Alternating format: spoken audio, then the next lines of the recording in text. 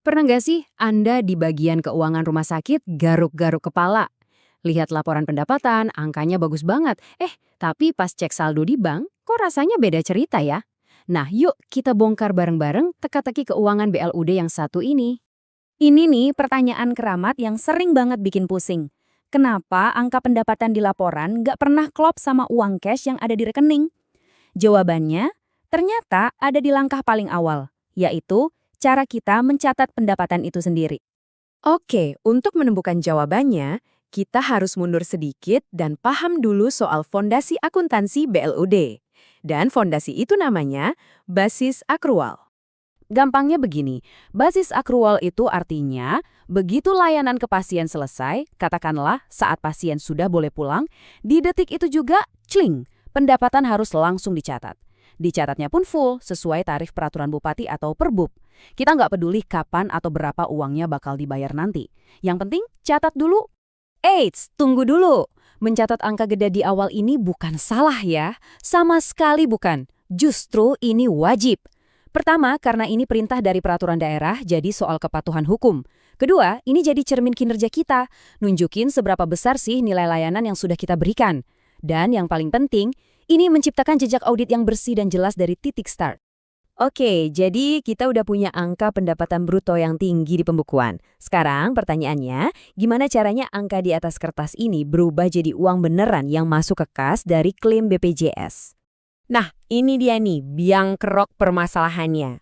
Ada dua dunia yang berbeda. Di satu sisi, ada pendapatan akrual kita yang berdasarkan tarif perbub, misalnya 1 juta. Di sisi lain, ada uang tunai dari realisasi klaim BPJS yang cair yang hampir selalu lebih kecil, katakanlah 800.000. Ada gap kan? Inilah jurang yang perlu kita seberangi. Bayangin deh, kalau kita harus ngurusin selisih ini satu persatu, pasien per pasien, secara manual, wah bisa nggak tidur. Nah untungnya disinilah sistem seperti Kanza SIM-RS jadi pahlawan kita. Proses rekonsiliasi yang ribet ini bisa dia kerjakan secara otomatis. Coba kita lihat cara kerja pintarnya. Awalnya tagihan dicatat 1 juta. Terus uang dari BPJS cair cuma 800.000. Nah, Hanza ini cerdas. Dia langsung menghitung pembagian 40% untuk jasa medis dan 60% untuk manajemen itu bukan dari 1 juta, tapi dari angka 800.000 yang benar-benar kita terima. Ini penting banget, supaya rumah sakit nggak nombok bayar jasa medis dari uang yang nggak pernah ada. Oke, sistemnya udah otomatis, udah canggih.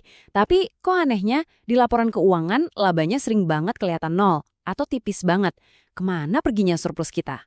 Nah, ini dia rahasianya. Kuncinya ada di sini. Alokasi 60% untuk manajemen yang dihitung sistem tadi, itu bukan biaya yang sudah pasti habis terpakai. Anggap saja itu sebagai plafon maksimal atau batas atas anggaran operasional kita. Itu pagu, bukan realisasi.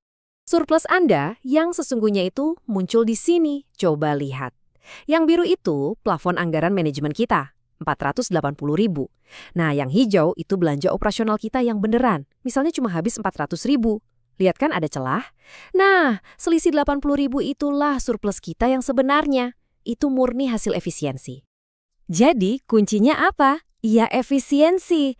Setiap rupiah yang berhasil kita hemat dari pagu anggaran 60% itu, semuanya akan jadi kontribusi langsung ke surplus keuangan rumah sakit.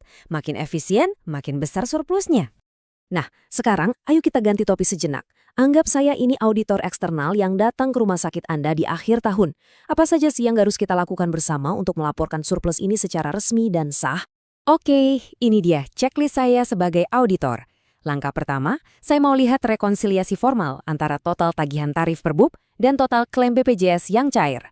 Langkah kedua, keluarkan semua bukti dan kwitansi belanja operasional. Kita cocokkan dengan plafon manajemen tadi.